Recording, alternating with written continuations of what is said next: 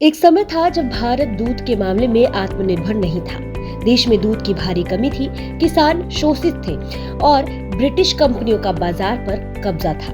लेकिन इस स्थिति को बदल दिया एक व्यक्ति ने, डॉक्टर वर्गीज कुरियन ने, जिन्हें भारत की श्वेत क्रांति का जनक कहा जाता है।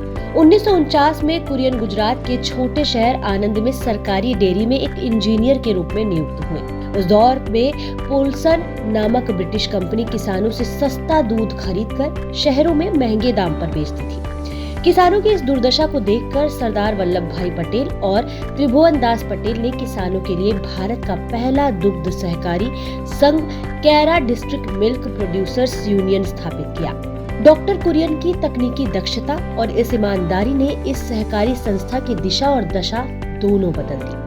कुरियन ने अपने शोध के माध्यम से एक असंभव कार्य को संभव बनाया।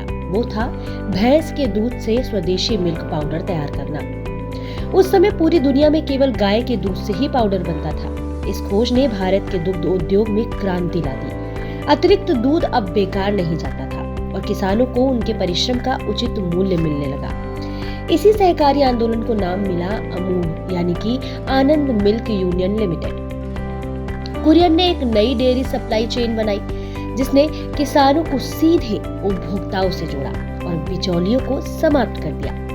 1965 में तत्कालीन प्रधानमंत्री लाल बहादुर शास्त्री ने कुरियन से कहा, जो आपने आनंद में किया वही पूरे भारत में कीजिए। इससे शुरू हुआ ऑपरेशन फ्लड, दुनिया का सबसे बड़ा डेयरी विकास कार्यक्रम। यह परियोजना 3 चरणों में 700 शहरों में चलाई गई। 1960 में भारत का दूध उत्पादन 20 मिलियन टन था, जो बढ़कर 2011 तक 122 मिलियन टन हो गया। किसानों को मिला 70% मुनाफा सीधे उनके हाथ में। डॉक्टर कुरियन ने न केवल दूध के क्षेत्र में भारत को आत्मनिर्भर बनाया, बल्कि आत्मनिर्भरता की सोच को ही भारत का आधार बना दिया। उनकी जयंती 26 नवंबर आज राष्ट्रीय दुग्ध दिवस के रूप में मनाई जाती है, उस व्यक्ति की याद में जिसने 1 बिलियन लीटर आइडिया से भारत को पोषित किया।